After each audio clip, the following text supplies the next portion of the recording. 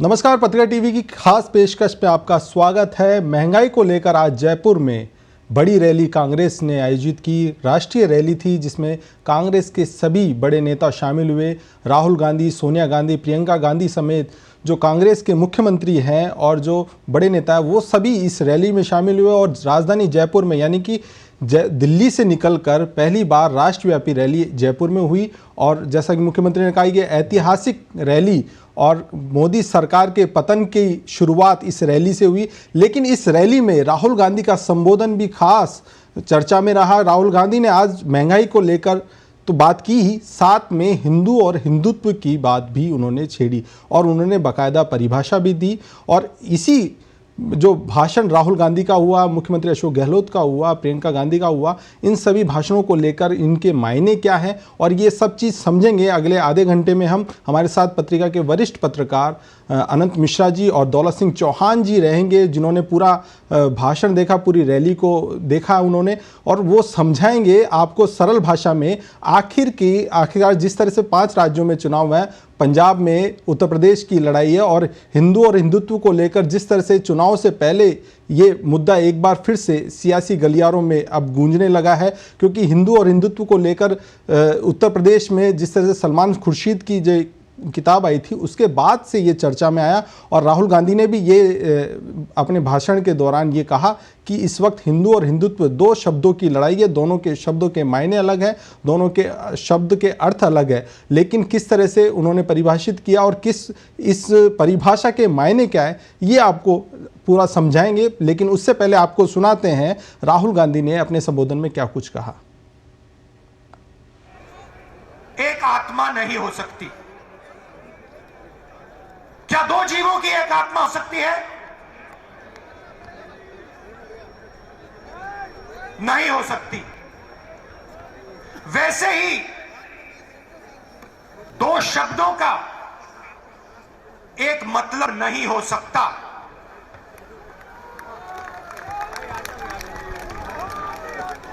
दो जीवों की एक आत्मा नहीं हो सकती। 2 शब्दों का एक मतलब नहीं हो सकता। हर शब्द का अलग मतलब होता है। देश की राजनीति में आज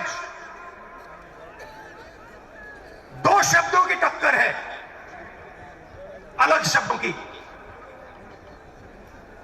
इनके मतलब अलग हैं। एक शब्द हिंदू, दूसरा शब्द हिंदुत्ववादी। ये एक चीज नहीं है, ये 2 अलग शब्द हैं और इनका मतलब बिल्कुल अलग है। मैं हिंदू हूं मगर हिंदुत्ववादी नहीं हूं। ये सब हिंदू हैं मगर हिंदुत्ववादी नहीं है। और आज मैं आपको हिंदू शब्द और हिंदुत्ववादी शब्द के बीच में फर्क बताना चाहता हूं।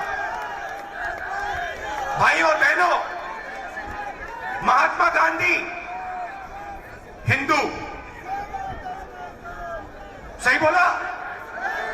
महात्मा गांधी हिंदू, गोडसे हिंदुत्ववादी।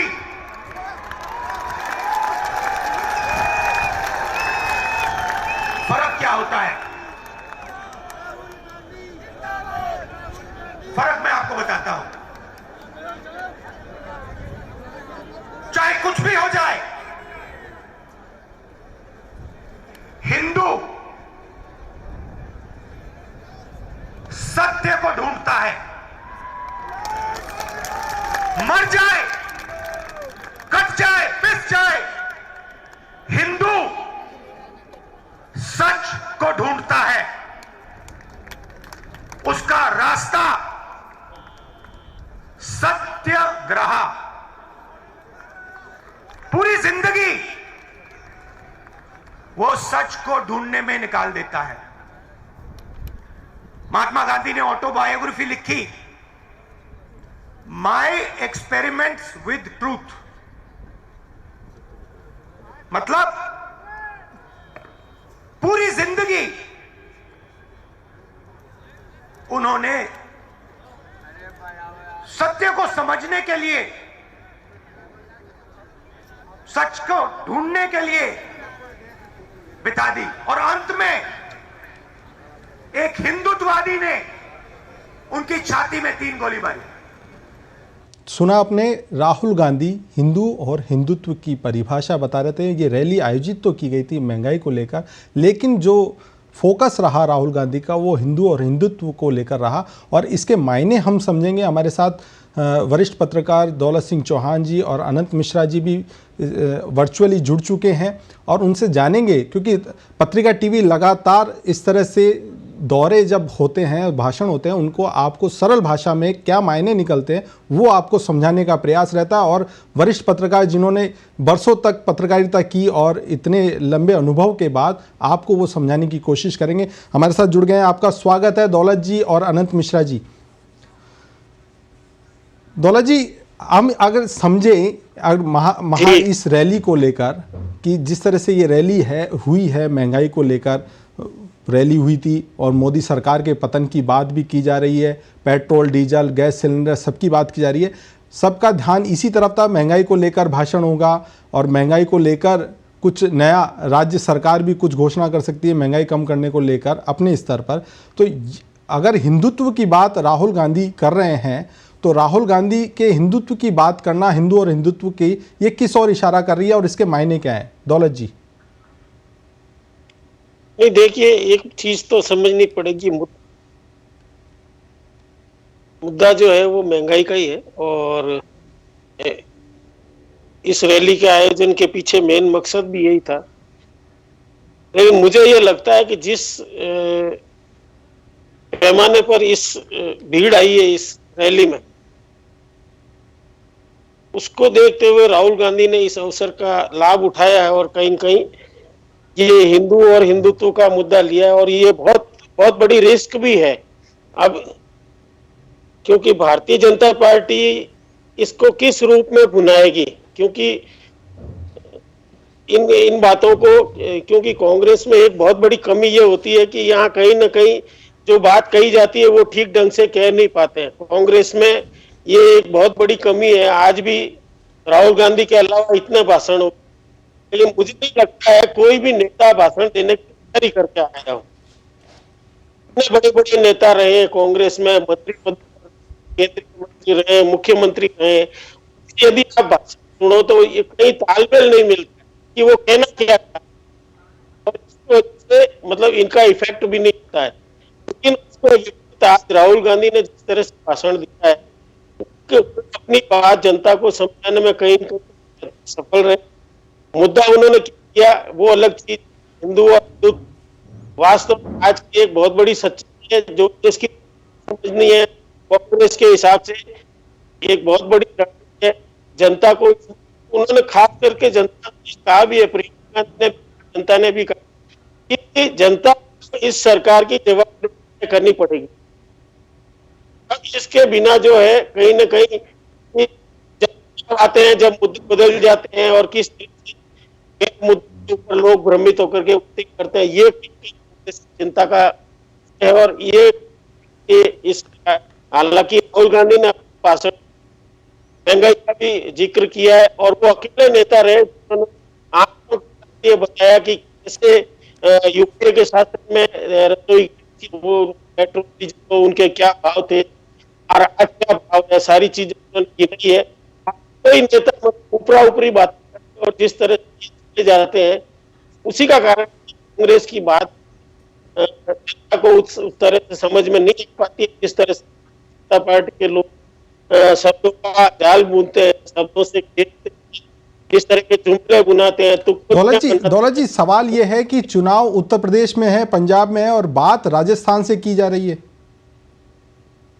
नहीं, ये रैली पंजाब के चुनाव को लेकर नहीं हो रही है। ये तो इसके चुनाव की तैयारी के रूप में कांग्रेस इस रैली को लेती है। ये अलग बात है, उत्तर प्रदेश के चुनाव पहले होंगे, लेकिन कांग्रेस अलग से 2024 के चुनाव इसमें वो ये चाहती है पूरे अब जयपुर से एक आवाज उठेगी जो पूरे देश में। अब सवाल ये है कि कांग्रेस नेतृत्व इसकी तैयारी कितनी करता, कंफ्यूजन है। तक ये था कि सोनिया गांधी आए या नहीं आई, अगर तो उन्होंने भाषण नहीं कि अजय माकन जो मंच संचालक, उन्होंने जब श्रद्धांजलि अर्पित की विपिन रावत और किसान शहीद किसानों को, पहले कहा कि राहुल गांधी और सोनिया जी संबोधित करें, तो उस समय तक पता नहीं था सोनिया गांधी जी भाषण नहीं करें।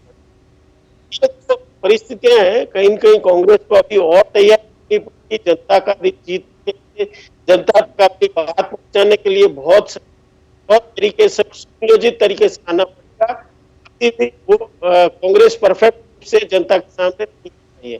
अनंत जी हमारे साथ जुड़े हुए हैं। अनंत जी, जिस तरह से राहुल गांधी ने हिंदू और हिंदुत्व का मुद्दा छेड़ा है, दौलत जी भी बता रहे थे, ये देखने वाली बात होगी ये किस तरह से भाजपा इसको लेगी, किस तरह से कांग्रेस क्या इसको भुना पाएगी।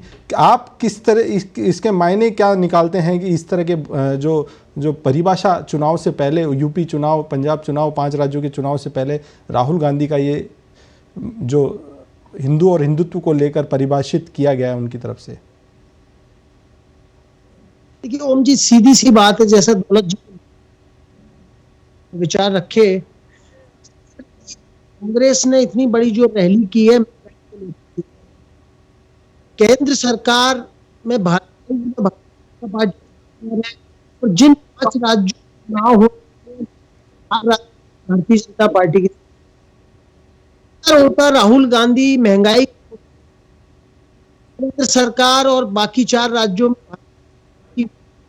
सरकार को घेरते हैं और हिंदुत्व का मुद्दा उठाकर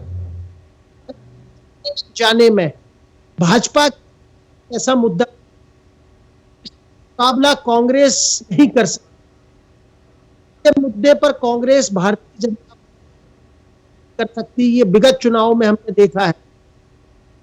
महंगाई के मुद्दे पर जो आम है, जो राजनीति की अब कोशिश करती कांग्रेस, तो शायद बेहतर रैली के इस राजनीतिक मायने यह है कि आज हिंदू और हिंदुत्व का कोई ऐसा मुद्दा नहीं है जिसको राहुल गांधी उठाते और उससे लगता उनको कि कांग्रेस को इससे कोई उम्मीद, कोई फायदा होने वाला है। आपने पिछले लोकसभा, जो गुजरात में विधानसभा चुनाव हुए थे 2007 में, सोनिया जी ने वहां पे आज के जो प्रधानमंत्री हैं, उस समय वहां के मुख्यमंत्री थे, उनको मौत का सौदागर कहा था। उसके बाद पिछले चुनाव में मणिशंकर अय्यर ने मोदी को नीच आदमी कहा और उसका आपने नतीजे देखे कि चुनाव में क्या नतीजे रहे।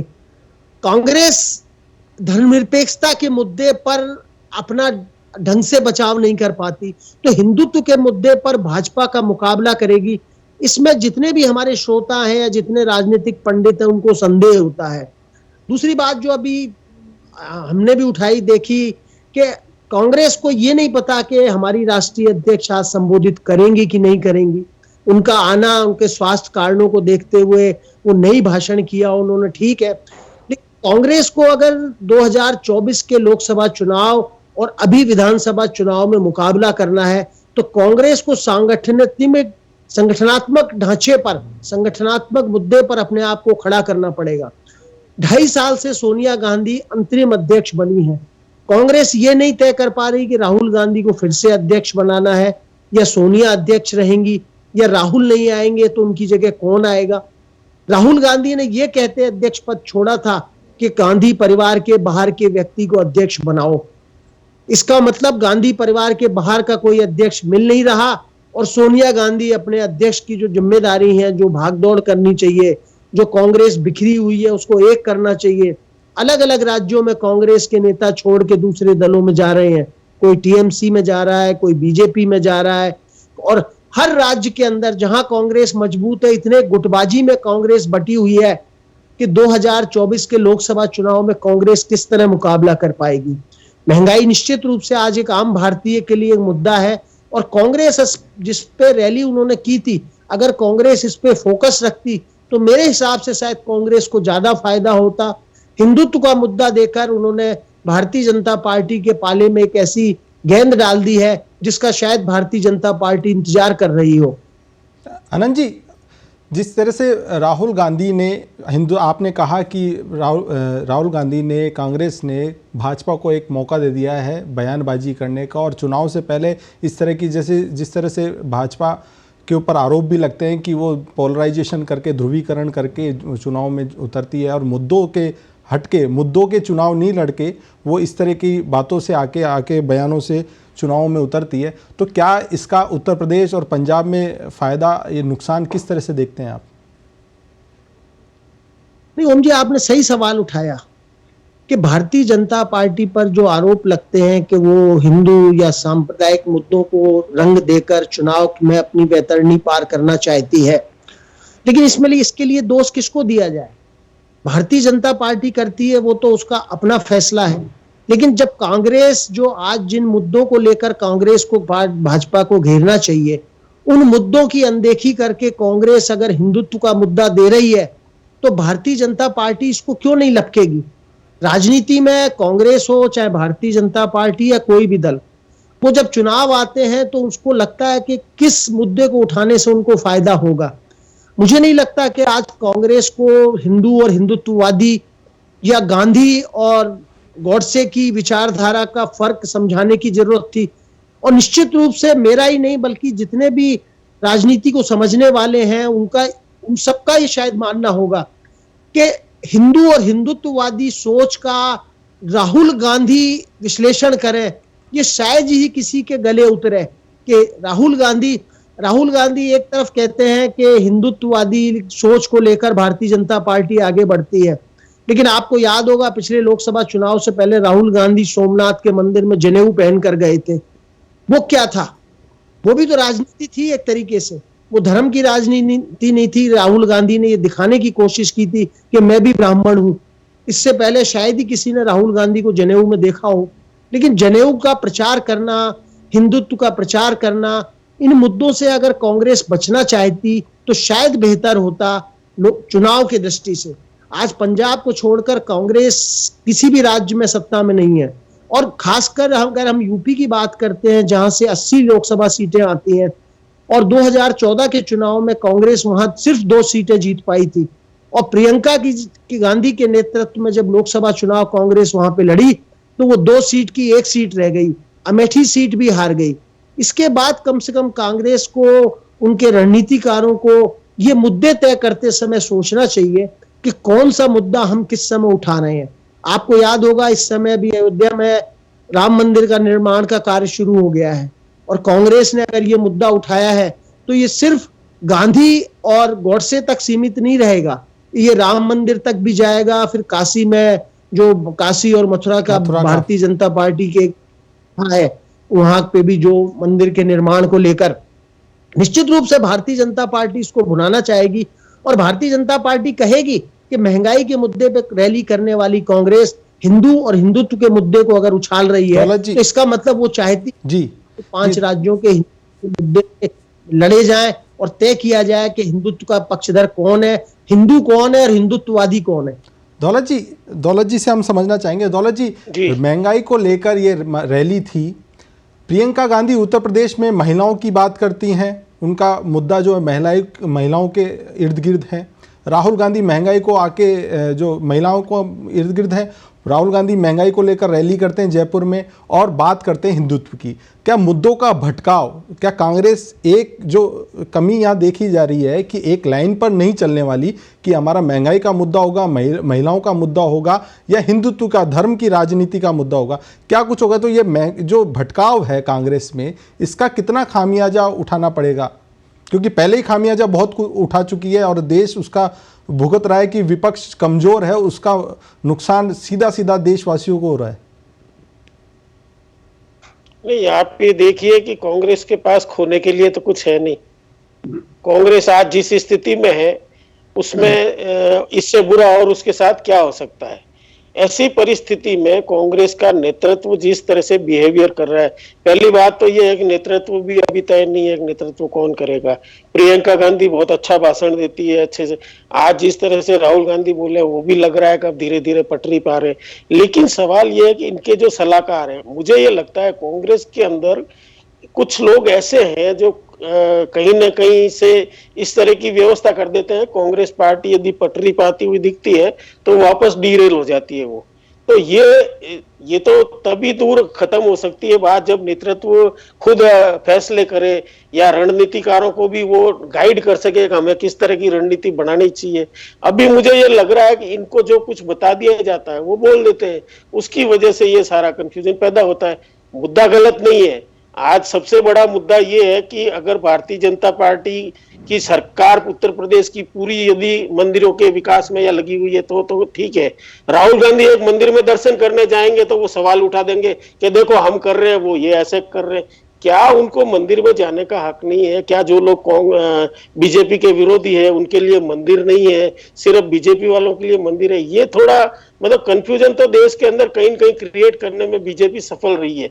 इसको कहीं न कहीं तो उठाना ही है। कांग्रेस को ये समझ में नहीं आ रहा है कि ये चीज कब उठानी है। आज यदि महंगाई पे थी तो महंगाई पे फोकस कर लेते, आगे की अपनी जो भी रणनीति बनती है, अब 5 राज्यों के चुनाव में आप इसको जोर शोर से उठाते, महंगाई के साथ इसको ले लेते। लेकिन सवाल ये कि ये मुद्दा है, इस मुद्दे को कोई नकार नहीं सकता कि और कहीं ना कहीं या तो ये देश फैसला कर लेगा। दौलत जी, जिस तरह से रैली चली, हमने भी सुना, आपने भी पूरी रैली को सुना, एक एक नेताओं को सुना। जब तक प्रियंका गांधी, अशोक गहलोत और अन्य नेताओं के भाषण हुए मंच से, वो रैली महंगाई के पर केंद्रित थी।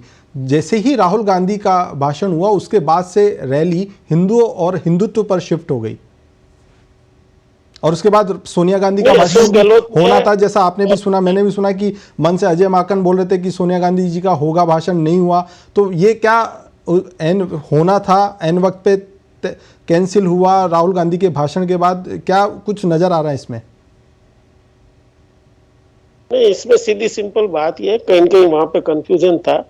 ऐसा नहीं है कि खाली ये बात राहुल गांधी ने की हो, प्रियंका गांधी ने भी ये केंद्र सरकार और प्रधानमंत्री पर कई सवाल उठाए और उसी लाइन पर उठाए। अशोक गहलोत लगातार उठाते ही रहते हैं इन मसलों को कि सरकार किस तरह से देश में नफरत फैला रही है, वो सब चीजें तो है ही है। लेकिन आज जिस तरीके से राहुल गांधी ने सारी चीजों को घुमाया है, अब ये कांग्रेस के हित में जाती है या कांग्रेस के अहित में जाती है, ये देखने की बात होगी। क्योंकि मुद्दा तो ये है कि किस तरह से सारे जो भी भारतीय जनता पार्टी का विरोधी है वो हिंदू विरोधी घोषित कर दिया जाता है, उसको मंदिर जाने का अधिकार नहीं रहता। वो मंदिर जाएगा तो उस पर सवाल उठेंगे। ये चीज अब कहाँ रुकेगी इस देश में?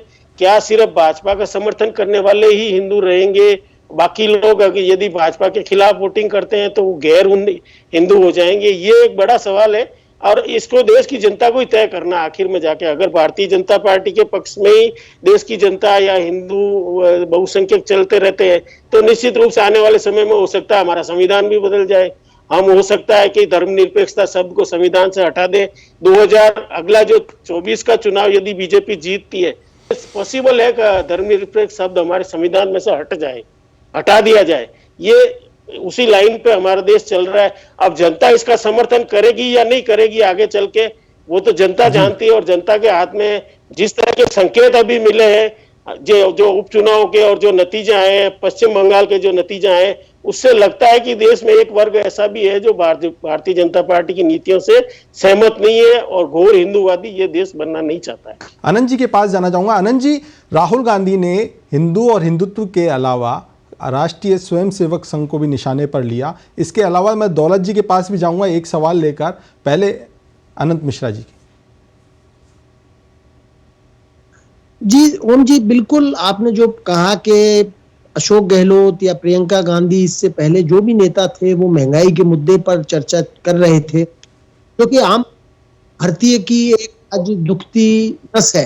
जितने पेट्रोल के भाव हो, डीजल के, गैस सिलेंडर के या आम खाने पीने की उपभोक्ता चीजों के, वो निश्चित रूप से बढ़े हैं और सभी को इससे परेशानी का सामना करना पड़ रहा है। कांग्रेस में अगर राहुल गांधी भी इस मुद्दे को फोकस रखते तो शायद कांग्रेस के हित में हो और लोगों को लगता कि जो आम जन की आवाज है उसको कांग्रेस और कांग्रेस के नेता उसको दिल्ली सरकार तक पहुंचाने में सफल रहे हैं। रैली का उद्देश्य भी यही था। लेकिन निश्चित रूप से राहुल गांधी ने अगर हिंदुत्ववादी या आरएसएस पर निशाना साधा है तो कुछ सोच समझकर साधा होगा। उन्होंने उनके भी जो रणनीतिकार हैं जो उनके भाषण बनाने में मदद करते हैं, निश्चित रूप से उन्होंने कुछ ना कुछ ऐसा सोचा होगा कि भारतीय जनता पार्टी को हम किस मुद्दे पर किस कैसे घेर सकते हैं, या आने वाले 5 जो राज्य हैं उसमें कांग्रेस को इसका क्या फायदा हो सकता है। ये तो आने वाला समय बताएगा कि राहुल गांधी ने जो आज मेरा सवाल इसलिए है आनंद जी, मेरा सवाल इसलिए है कि पहले सलमान खुर्शीद की अयोध्या पर किताब आती है, उस पर हिंदू और हिंदुत्व को लेकर विवाद होता है, उनका जवाब भी आता है, सफाई भी आती है कि मेरा मतलब उन हिंदुओं से नहीं है जो हिंदू धर्म का गलत इस्तेमाल करते हैं उनको लेकर। फिर राहुल गांधी उसी मुद्दे पर वापस आते हैं। तो क्या ये कांग्रेस की रणनीति का हिस्सा है? नहीं ओम जी, इसको कांग्रेस की रणनीति का हिस्सा नहीं हम कह सकते। इसको इससे तो ऐसा लगता है कि कांग्रेस को इस मुद्दे पर लेके कोई रणनीति नहीं है।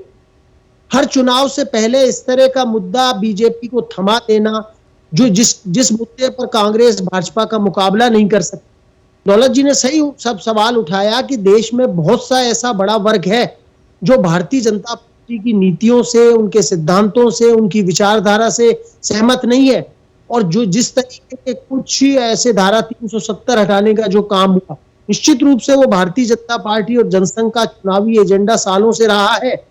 लेकिन जम्मू कश्मीर के अंदर धारा 370 हटाना एक मुद्दा है।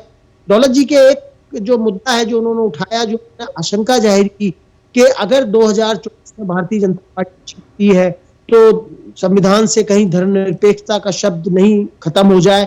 मैं इससे सहमत नहीं हूँ। भारतीय जनता पार्टी भले ही कितनी भी बहुमत से जीत जाए, लेकिन देश का जो संविधान जो बना हुआ है, देश की जो भावना है, जन भावना है, उसमें इसको हिंदू राष्ट्र घोषित करना या धर्मनिरपेक्षता के शब्द को गायब कर देना, ये शायद भारतीय जनता पार्टी के रणनीतिकार कभी इस चीज को मंजूर नहीं करेंगे।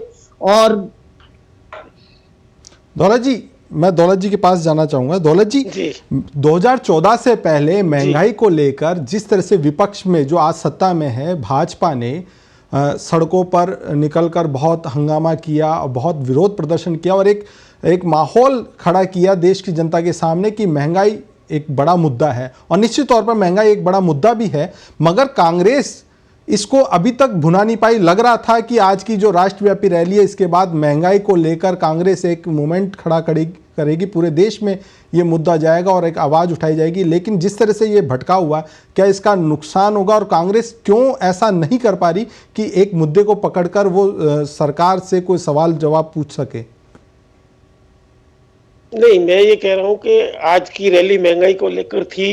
महंगाई मुद्दा बना है, महंगाई मुद्दा है, लेकिन इसके फॉलोअप की जरूरत है। कांग्रेस को अब ये जो राष्ट्रव्यापी रैली करी है, इसी तर्ज पर हर राज्य की राजधानी पे महंगाई विरोधी रैली करनी चाहिए, फिर हर जिला स्तर पे करनी चाहिए, फिर हर ब्लॉक स्तर पे करनी चाहिए, तब ये मोमेंटम पकड़ेगा।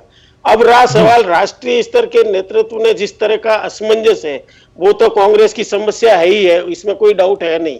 लेकिन मेरा ये कहना है कि ये जो शुरुआत हुई है, नहीं तो क्या होता है कि कांग्रेस कुछ करती नहीं है। आज इतनी बड़ी रैली की है, अब इसको कांग्रेस के नेता यदि फॉलो करती है स्टेट के राजधानियों में, फिर जिलों में, फिर ब्लॉक में, तो निश्चित रूप से महंगाई तो बड़ा मुद्दा है ही है। बाकी सारी चीजें कांग्रेस के नेतृत्व को तय करनी है। कांग्रेस में नेतृत्वहीनता है, इसमें कोई दो राय नहीं है। आज भी मतलब कांग्रेस का कोई नेता यदि कहता है कि हमारा नेतृत्व मजबूत है, तो वो अपने आप को खुश फहमी में रखे हुए है। कांग्रेस के पास मजबूत नेतृत्व का अभाव है। कोई भी खुल करके कांग्रेस का नेता सामने नहीं आ रहा है। मैं तो कह रहा हूं जिसको अध्यक्ष बनना वो आए ना। प्रियंका गांधी को बनना तो वो दम ठोक के कहे हाँ मैं अध्यक्ष बनूंगी। राहुल गांधी की नहीं कर रहे, मुझे नहीं बनना, जबरदस्ती बना रहे। सोनिया गांधी बीमार है, आती है, भाषण नहीं देती है और वो अध्यक्ष है। ये सारी कांग्रेस की मुख्य समस्याएं हैं। महंगाई तो कांग्रेस ने मुद्दा बनाया, आगे और चला भी सकती है इसको, लेकिन जब तक ये मसले हल नहीं होंगे, आने वाले चुनाव में कांग्रेस का भला होने वाला नहीं है। और भारतीय जनता पार्टी को 2014 से ही परोसी हुई थाली कांग्रेस दे रही है। हो सकता है 2024 में भी कांग्रेस को कांग्रेस परोसी हुई थाली बीजेपी को दे दे। दौलत जी, यहाँ पर महंगाई की बात कर रहे हैं, महंगाई मुद्दा है और महंगाई एक ऐसा मुद्दा है जिस पे जनता को आप जोड़ सकते हो और एक बड़ा आंदोलन खड़ा कर सकते हो। मगर महंगाई की बात कर रहे हैं तो मन से महंगाई की बात हुई, मगर आज सबसे महंगा पेट्रोल डीजल राजस्थान में, सबसे महंगी बिजली राजस्थान में, फिर उसके बाद महंगाई की बात देश स्तर पर करना राजस्थान से। ये बिल्कुल सही बात है। राजस्थान में वैट ज्यादा होने की वजह से पेट्रोल डीजल सबसे ज्यादा महंगा है, इसमें कोई दो राय नहीं है। और जिस तरह से भारतीय जनता पार्टी आरोप लगाती है कि राजस्थान ने वैट कम नहीं किया, राजस्थान ने 2 बार वैट कम किया फिर भी देश में सबसे ज्यादा महंगा यहाँ है, वो बिल्कुल सही है। राजस्थान की सरकार कितना अफोर्ड कर पाती है ये देखने की बात है, लेकिन हकीकत में इसको अब कहीं न कहीं देखना पड़ेगा। आनंद जी, 30 सेकंड में आप रैली को अगर किस तरह से ले रहे हैं ये समझाना चाहें तो किस तरह से बनी? देखिए, रैली जो अपोजिशन की भूमिका है कांग्रेस को निभानी चाहिए थी, की भूमिका नहीं निभाती है। अच्छी बड़ी रैली की, लेकिन निश्चित रूप से अगर उसके महंगाई के मुद्दे पर फोकस रहती तो मेरे हिसाब से ज्यादा होता। और धर्मनिरपेक्षता, हिंदुत्व और इस मुद्दे को उन्होंने कांग्रेस ने उछालकर एक पांच में फेंका है और लहरें गिनने की कोशिश की है कि देखिए इसका नतीजा क्या निकल सकता है, आने वाला समय बताएगा। लेकिन निश्चित रूप से हाँ, राजस्थान में या पूरे देश में महंगाई है और कांग्रेस उस पर फोकस रखती तो शायद ज्यादा फायदा होता। निश्चित तौर पर जिस तरह से वरिष्ठ पत्रकारों अनंत मिश्रा जी और दौलत सिंह चौहान जी ने रैली का विश्लेषण किया और बताया किस तरह से जो कांग्रेस के द्वारा जो मुद्दे उठाए गए हैं, चाहे महंगाई का हो, चाहे हिंदू और हिंदुत्व का हो, इन सभी को लेकर आने वाले दिनों में परिणाम देखने को मिलेंगे कि, और ये भी देखने का बात है कि भाजपा इन मुद्दों को किस तरह से लेती है, क्योंकि रैली तो थी महंगाई को लेकर, मगर ये कहीं लास्ट में जाके भटक गई हिंदुत्व को लेकर। और चुनाव भी है, आने वाले 5 राज्यों में चुनाव है, उत्तर प्रदेश और पंजाब जिसमें प्रमुख है, जिसमें हिंदू और हिंदुत्व का मुद्दा बेहद गर्म होने वाला है और इसका नुकसान होगा, फ़ायदा होगा, ये समय बताएगा और मतदाता तय करेगा। लेकिन जो पत्रिका टीवी पर विश्लेषण किया गया है वो निश्चित तौर पर जो फिलहाल के जो मुद्दे हैं और भाजपा कांग्रेस की ओर से इस रैली को लेकर किस तरह की बात देश तक जाएगी, क्योंकि मुख्यमंत्री अशोक गहलोत ने कहा कि ये रैली इतिहास बनाएगी। निश्चित तौर पर कि जिस तरह की भीड़ थी राजधानी जयपुर में और बड़ी रैली थी और कांग्रेस का पूरा जो संगठन है और मंत्री विधायक सभी इस रैली में लगे हुए थे। और क्या महंगाई के मुद्दे को लेकर, जैसा कि हमारे विशेषज्ञों ने बताया कि महंगाई को लेकर जो रैली आयोजित की गई थी, अगर कांग्रेस इस रैली को आगे लेकर जाएगी तब तो इसका फ़ायदा मिल सकता है, ये समय बताएगा। फिलहाल विशेष पेशकश में इतना ही, मुझे दीजिए इजाज़त, नमस्कार।